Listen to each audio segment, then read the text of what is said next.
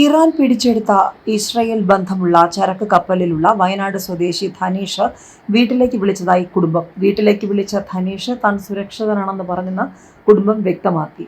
എന്നാൽ പെട്ടെന്ന് കോൾ കട്ടായതായും എവിടെ നിന്നാണ് ധനീഷ് വിളിച്ചതെന്ന് അറിയില്ലെന്നും കുടുംബം വിശദീകരിച്ചു. ഇന്റർനെറ്റ് കോളാണ് വിളിച്ചതെന്നും ശബ്ദം തിരിച്ചറിയുന്ന വിധത്തിൽ വ്യക്തമായിരുന്നില്ലെന്നും വീട്ടുകാർ പറഞ്ഞു. അതേസമയം കപ്പലിലുള്ള ജീവനക്കാർ സുരക്ഷിതരാണെന്ന് ഇറ്റാലിയൻ സ്വിസ് കമ്പനിയായ MSC അറിയിച്ചു. പാലക്കാട് സ്വദേശി സുമേഷിന്റെ കുടുംബവുമായി കമ്പനി ബന്ധപ്പെട്ടു. കപ്പലിലുള്ളവർ സുരക്ഷിതരെന്ന് കമ്പനി അറിയിച്ചതായി തൃശൂർ സ്വദേശി ആൻഡെസയുടെ കുടുംബവും പ്രമുഖ മാധ്യമത്തോട് വ്യക്തമാക്കിയിട്ടുണ്ട്. എല്ലാവരും സുരക്ഷിതരാണ്, ആർക്കും നിലവിൽ പ്രശ്നങ്ങളൊന്നുമില്ല, ഭക്ഷണം ലഭിക്കുന്നുണ്ട്, കപ്പലിലുള്ളവർ അവരുടെ ജോലികൾ തുടരുന്നുണ്ട്. ഇറാനിലെ ഒരു തുറമുഖത്താണ് കപ്പൽ ജീവനക്കാരെ മോചിപ്പിക്കാനുള്ള ശ്രമം തുടരുകയാണ്. കമ്പനിയിൽ നിന്നും വിവരം ലഭിച്ചതായി ആൻഡെസയുടെ കുടുംബം ഇങ്ങനെയാണ് മാധ്യമത്തോട് വ്യക്തമാക്കിയത്.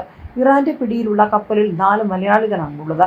തൃശൂർ സ്വദേശിയായ ആൻഡെസ ജോസഫ്, കോഴിക്കോട് രാമനാട്ടുകര സ്വദേശി ശ്യാംനാഥ് തേലംപറമ്പത്ത്, പാലക്കാട് സ്വദേശി സുമേഷ്, വയനാട് സ്വദേശി PV ധനേഷ് എന്നിവരാണ് മലയാളികൾ. ഇവരുൾപ്പെടെ 17 പേരാണ് ഇന്ത്യക്കാർ.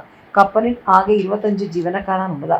ഒമാൻ ഉൾക്കടലിന് സമീപം ഹോർമുസ് കടലിടുക്കിൽ വച്ചാണ് ഇസ്രയേൽ ബന്ധമുള്ള MSC ഏരീസ് എന്ന ചരക്ക് കപ്പൽ ഹെലികോപ്റ്ററിലെത്തിയ ഇറാൻ സേനാംഗങ്ങൾ പിടിച്ചെടുത്ത് ഇറാൻ സമുദ്രപരിധിയിലേക്ക് കൊണ്ടുപോയത്. ഇസ്രായേൽ ശതകോടീശ്വരൻ ഇയാൽ ഓഫറിന്റെ സോഡിയാക് ഗ്രൂപ്പിന്റെ ഭാഗമായ സോഡിയാക് മാരിടൈം കമ്പനിയുടെ ഉടമസ്ഥതയിലുള്ള കപ്പലാണിത്. ഇറ്റാലിയൻ സ്വിസ് കമ്പനിയായ MSC ആണ് കപ്പലിന്റെ നടത്തിപ്പ്. ഇസ്രായേൽ ചരക്ക് കപ്പലിലുള്ള 17 ഇന്ത്യൻ ജീവനക്കാരുടെ സുരക്ഷയ്ക്കും മോചനത്തിനുമായി ഇറാൻ അധികൃതരെ ഇന്ത്യ ബന്ധപ്പെട്ടിട്ടുണ്ട്. പ്രദേശത്തുള്ള ഇന്ത്യൻ നാവികസേനയുടെ കപ്പലുകൾക്കും ജാഗ്രതാ നിർദ്ദേശം നൽകിയിട്ടുണ്ടെന്നും വിദേശകാര്യ മന്ത്രാലയം അറിയിച്ചു.